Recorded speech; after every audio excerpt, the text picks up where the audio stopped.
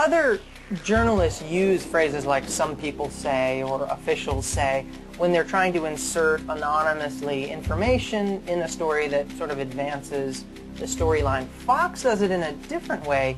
"Some people say" is Fox's cue that I'm pretending to be an anchor, so I can't say this is my opinion or this is Roger Ailes' opinion, but some people say.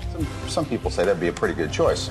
Bring in the Hispanic vote. Some people say, he's posturing. Some people say, and excuse me, I'll get to you, Joe, in just a second, but some people say that you may be setting up Sharpton for a run against Hillary in 2006 in the Senate. Journalistically, it's a very peculiar technique because the idea behind journalism is that you're sourcing who you're referring to. This is just sort of a clever way of inserting political opinion when you know it probably shouldn't be there. Some people say that this might undermine what the U.S. troops are doing there. Some people say John Kerry has some similarities to an earlier Massachusetts politician. Some people say in light of what's happened with the oil for food program. Some people say supported by Iran. Some say, I've heard a couple people say. Some say that it's a sour grapes book. Some people say it's just too violent. There's too much blood. Some people say. Some people say. Well, some people say. Some people say. Some say. Some people say. Some are saying. Some people say. There's some people who say something, if not major, has already happened. Those are his words. Some people say it's exploitive. What do you say to that? I was given a folder, a little binder, that had the names of all the Fox News consultants, the people who were paid to come on the air to give their opinions. To be a Fox News contributor means you're under contract and you're getting paid a set amount. Joining us in D.C. is Larry Johnson, former CIA officer and former deputy director of the State Department's Office of Counterterrorism. My services were in great demand in December of 2001. The contract expired in January of 2003. And the first thing that I noticed was that I recognized all of the conservatives who were in the roster. They were very well-known people who had come from, talk radio or from some sort of political background. And so I knew all of those people, and they were very, very strong people. I came in and was always, I was going to call it as I saw it. For example, the edict came down apparently to stop referring to suicide bombings in Israel as suicide bombings, to call them homicide bombings. I thought that was stupid, and I continued to call them suicide bombings because every bombing that kills someone is a homicide bombing. But when I looked at the liberal roster, there was only one person's name which I recognized, and that was Bob Shrum, who is a very well-known speechwriter and political consultant in Washington.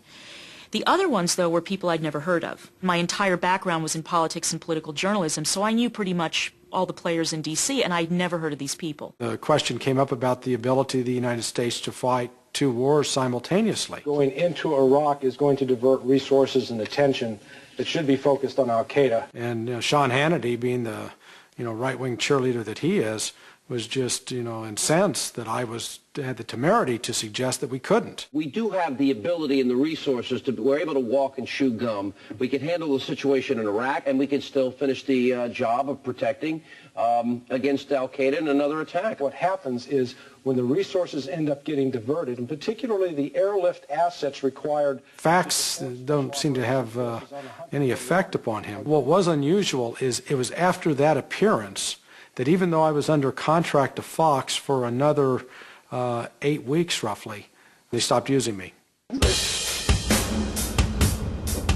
We looked at Special Report's one-on-one interviews. They're once a day. We studied 25 weeks of the one-on-one guest who appeared on Special Report from late June through mid-December of 2003.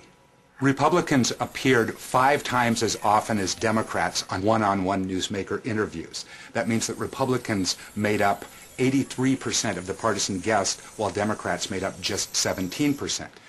In addition, the few Democrats that were interviewed for the show tended to be centrist and conservative Democrats, often brought on to affirm Bush administration policies. So what does this all mean?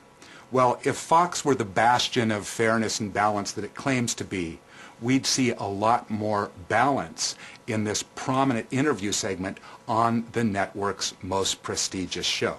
Instead, the numbers indicate that Brit Hume and Special Report choose their guests based on political considerations rather than news judgment.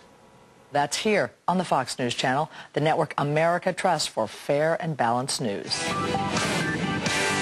My criticism of Fox News isn't that it's a conservative channel. It's the consumer fraud of fair and balanced. It's nothing of the sort. You pitch a story in any given editorial meeting that didn't meet the criteria that they had explained to you, and you got a thumbs down. When you have this executive vice president and those around him who are consistently saying, no, we're not going to do that story. No, this story's bad, this story's good. And it becomes very clear to all the bureau chiefs, to everybody involved who have been there over a period of years, there are certain kinds of stories it's not even worth bringing up. There are other kinds of stories that you know management's going to love. Fox News Channel's stated practice was to embarrass, humiliate, challenge, or disrupt whatever Jesse Jackson did. We were told on many occasions that he was one of our targets. Anything we could do or say that would embarrass him, discredit him, we were encouraged to find the information, and we were encouraged to report the information. I did a piece on immigration, and I thought it was poignant to tell the stories of these people and all of the things that they had to go through to get citizenship, and how we take for granted how really blessed we are to be born with it. And the line that I used in describing their efforts was, folks seeking citizenship earned, not born, suggesting that, hey, they really want citizenship because they've got to go through all of these motions. But managing editor was very angry. Says, what do these people earn? They haven't earned a thing. They're just here for a free ride. They're just here trying to take advantage of all of our freebies. And I mean, it was just, he just laid waste to the idea that these people were hardworking. What you will see, of course, is intensive discussion about what we call the wedge issues. You'll hear, affirmative action. You'll hear abortion. You'll hear certainly gay rights. God in separation of church and state issues will be on television every single day. I think this gay marriage thing is going to be an enormous presidential issue. But there again, we have to be fair and balanced. I mean, we can't, run with that. The stampede of same-sex couples to the altar has accelerated. President Bush says he's deeply troubled by the hundreds of 2,000 same-sex couples engaged in 2,300 and counting. That's the number of same-sex couples hoping to get same-sex couples wanting to same-sex marriage.